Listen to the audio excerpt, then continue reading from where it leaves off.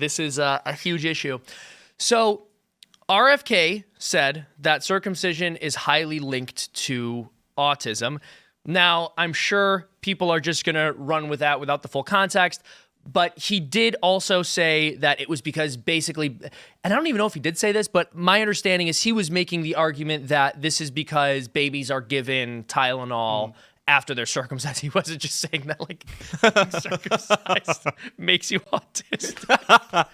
But Health and Human Services Secretary Robert F. Kennedy stunningly claimed Thursday there may be a link between circumcision and autism due to the distribution of to Tylenol to infants following the procedure. I just want to point something out, by the way. I'm not a medical expert. I know nothing about this. I have not looked into what he's said about Tylenol. I'm not making a claim one way or the other. But what I am saying is, like, if it is the case that Tylenol does have that effect or that it could be contributing to it, then the circumcision thing and babies being given the medicine after that would actually be a link. So I understand why it sounds like a crazy statement, but it's only whether it's crazy hinges on whether his claim about Tylenol is true at all.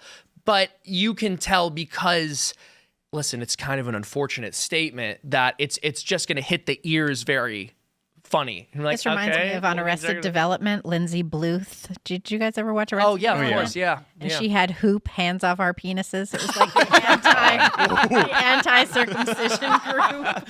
But it's like RFK would totally go to that gala.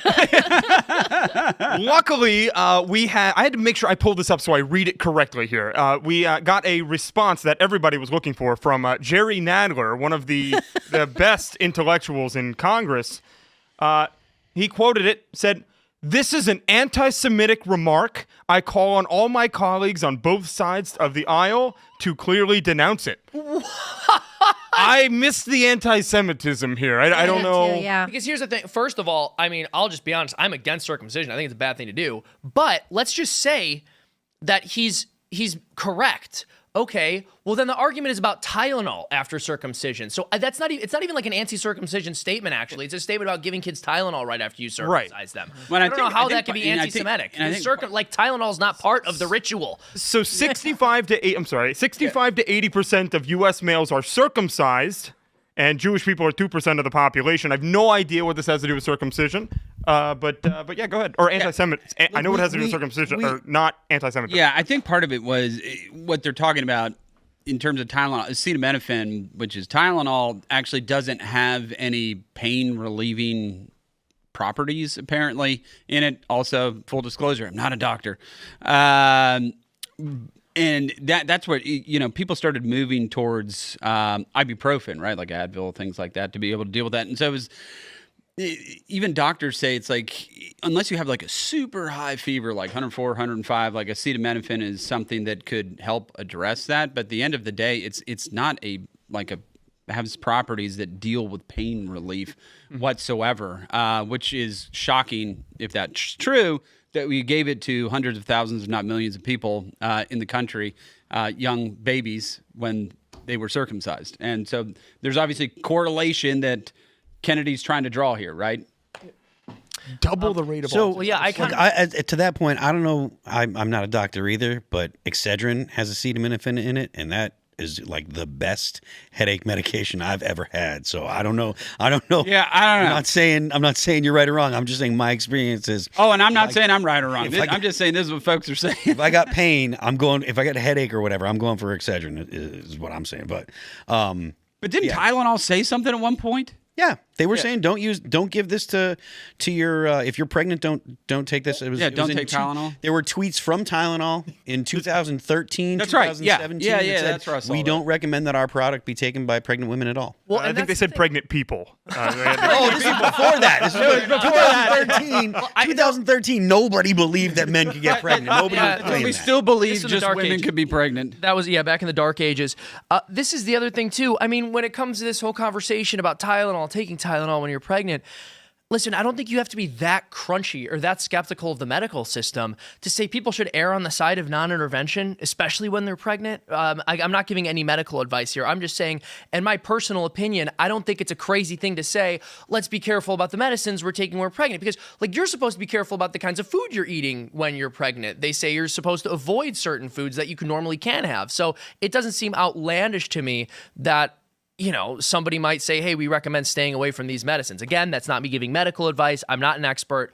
I just find it interesting that when RFK says something, there's an entire explosion around the statement and everyone says it has to be false and he's nuts. But to me, I don't know. It doesn't seem that wild. Not necessarily his claim about like circumcision, but just about avoiding certain interventions. Now, children. So this is what RFK Jr. said. We have this video pulled up here. There's also there's many other confirmation studies. There's 2 studies that show children who are circumcised early have double the rate of autism. It's highly likely because they're given Tylenol. So, you know, none of this is dispositive, but all of it is stuff that we should be paying attention to. But, you know, there's a tremendous amount of proof or evidence, I would say, as a non-doctor, but I've studied this a long time ago. You know, I met Bob Toulouse. Yeah, go ahead. Now, again, we have this study here. I'm going to say this a couple other times just because this is Tim's channel. I want to be careful. I'm not a medical expert. I'm not making medical claims. But it makes sense to me that if you have a study that tells you there's a disparity between 2 different groups of people who you're trying to measure outcomes for, you probably look into that instead of laughing at somebody for pointing it out, no? But what about this one? What is this? Circumcision. All right, so this, according to this article, the pain of it is unlikely to cause autism. Yeah, I had to bring it up. Interesting, okay. Oh, but was RFK saying that there was a correlation or was it causation? Or He was saying there was a correlation. Like, I don't know if he was even... These are the stats. Because the thing, too, is that you can take any collection of information about a thing and put it together and say, here are stats, but that doesn't mean that those things are related in any conceivable way. Yep. No, it's true. And by the way, I want to mention that's an important distinction. Can we pull that up? Did he claim like it was most people causal? wearing blue shirts in the room are named Seamus. That's true. Well, actually, I mean, there's the famous...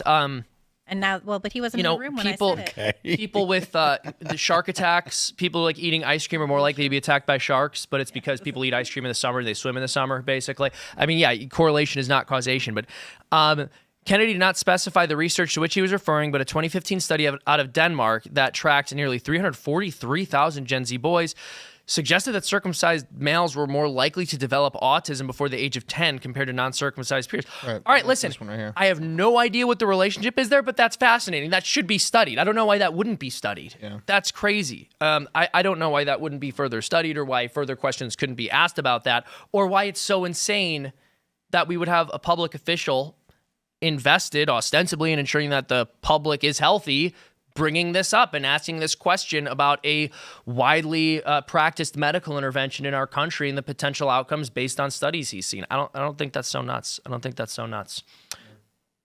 Any other thoughts? Any other thoughts on RFK's? Look, man, I don't really have a whole lot of thoughts on this kind of stuff. To be flat out honest with you, like, I don't. Like when RFK is talking about like vaccines and stuff, I'm like, okay, man. Yeah, Tylenol released a statement saying that they disagree. They didn't elaborate. They just disagree with... We disagree. We disagree. Of course you do. Of course, you're trying to sell Tylenol. This is really bad for marketing. The thing that I thought was interesting is how many people have been coming at the HHS secretary for caring about what causes autism. Oh, I know. Oh my gosh, that's such a We good still point. don't know. Yeah. And it's like there's a lot of kids running around with autism, and it's sort of bizarre. Why? Why are there so many? Why is this such an increasing thing? And so maybe he's getting the wrong answer, like perhaps circumcision is not a cause of autism, but there must be some cause of autism. And what is it? Well, yeah, and I think one of the great things that Secretary Kennedy's been looking at is vaccines and the heavy metals that are in vaccines, and if there's causation there in terms of increased cases of autism. And he always makes this kind of anecdotal point, which is very true, though, and it's he does. Are there any adults walking around that he knows that he's friendly with that have autism that are his age. And no, Right. but now in today's day and age, it's much, much more common. And he's just asking the very simple question of, why is that? Yeah. Why shouldn't we want to know that? No, Yeah, it's, we and should want to know. you make a really good point, Libby, actually. That's under discuss. It's not like this is something that we know the cause of beyond a reasonable doubt, and he's just out here throwing these crazy theories at the wall. There has been an uptick, and people say it's because we're better at diagnosing it. Some are not convinced by that argument because they feel that, again, there are more people in there are more people in younger age groups that appear to have symptoms than older people. Listen, all way beyond my pay grade. I have no idea. I just think that if we're allowed to say that men can get pregnant, maybe we're allowed to ask some questions about what causes autism. I don't think that's crazier. I actually don't think it's more insane to ask questions about what's causing a disorder or disability that we don't know the origin of.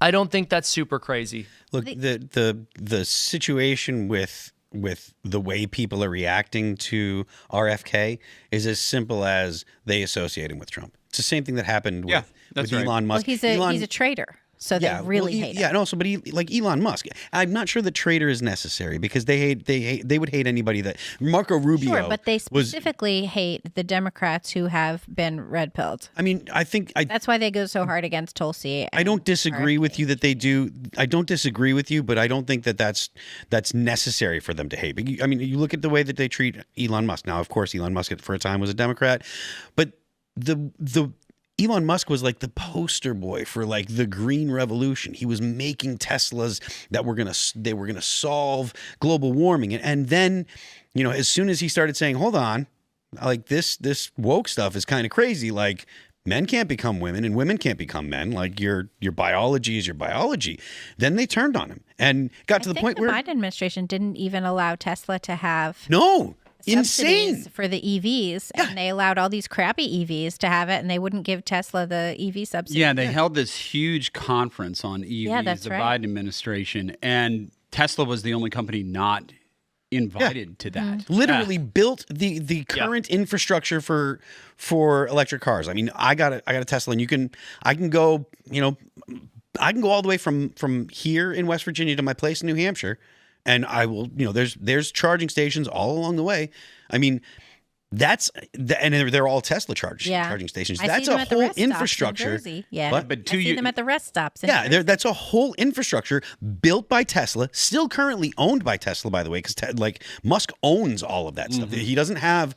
It's not like he's got franchises like where BP has, someone actually owns the store and they just get gas and wear BP's colors. Like he actually owns all that. Part of why he's worth $500 billion now, but like.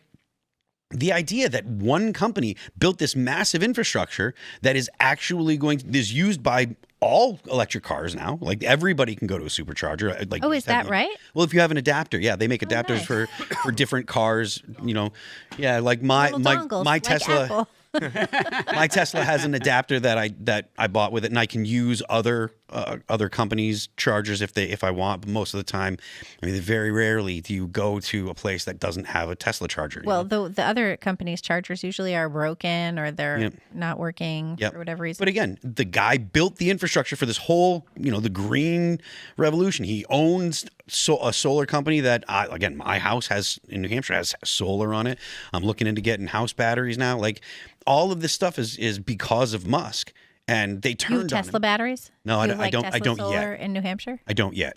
But But to your point, as soon as he aligned himself with Trump, they started lighting Teslas on fire. Yeah. Insane. Insane. They just started torching dealerships, torching their own cars. Immediate violence. We stopped drinking a brand of beer, and they were like, "This is economic terrorism." They're like, "You know what? I prefer not to go to Target." They're like, "Hold on, calm down," and then they start burning down Tesla shops, dude. Like, what is happening? Like burning Teslas. They try to pretend they liked Bud Light. They never did. No, of course. No, they people who drank it didn't like it. It was cheap. Yeah. Yeah. Well, the other thing too is you guys were talking about the lighting the Tesla dealerships on fire and all of that stuff. The Center for Strategic and International Studies, which put out a study that has been widely cited as right-wing violence is, worse than left-wing violence. That study on left-wing violence does not include attacks on Tesla dealerships and the vandalism against Teslas as left-wing violence. It just doesn't include it in the study at all. I don't know if this is the same study, but one of those studies basically says that literally anyone with any kind of white supremacist tattoo committing any kind of violent crime, including against another white person, is considered a hate crime. So, for example, if somebody went to prison and then they were affiliated with a gang, because listen, prison's not this nice place where you're able to live out your principles. There are ugly things people have to do to survive. And you join one of these gangs, you get one of these tattoos, which is associated with some skinhead gang. You leave prison, you still have this tattoo, you commit another violent crime. Oh my gosh, this was like a neo-Nazi crime, even if it was a crime against another white guy or even a crime against another neo-Nazi. Yeah. Well, the left always finds a way to try to spin it as, it's actually right-wing violence. It's like, they were torching Teslas, but Elon Musk's violent speech is what provoked it. Therefore, this is actually right-wing violence. They also say that Islamic terrorism, they align Islamic terrorism with right-wing violence. In this study. Total fellow travelers. Even though in America, the American left is marching in favor of Islamic terrorism all through our streets. They tried to say that Charlie Kirk's killer was right wing because his parents were MAGA. That's right. This guy You've that's never loving heard all of the youthful rebellion against your parents, Trans, not I can't say the other word. Well, that's the other thing, right? You can't infer from the fact that he was in that kind of a situation, as well as the fact that he wrote catch fascist on the bullet and said that he couldn't negotiate with Charlie Kirk's hate. You can't infer from that he was left wing. But literally anything any white person does is a hate crime against anyone else if the person who's a victim happens to not be white. This just speaks to what we were discussing earlier, which is the left. It doesn't matter what the truth is. It doesn't matter what reality is.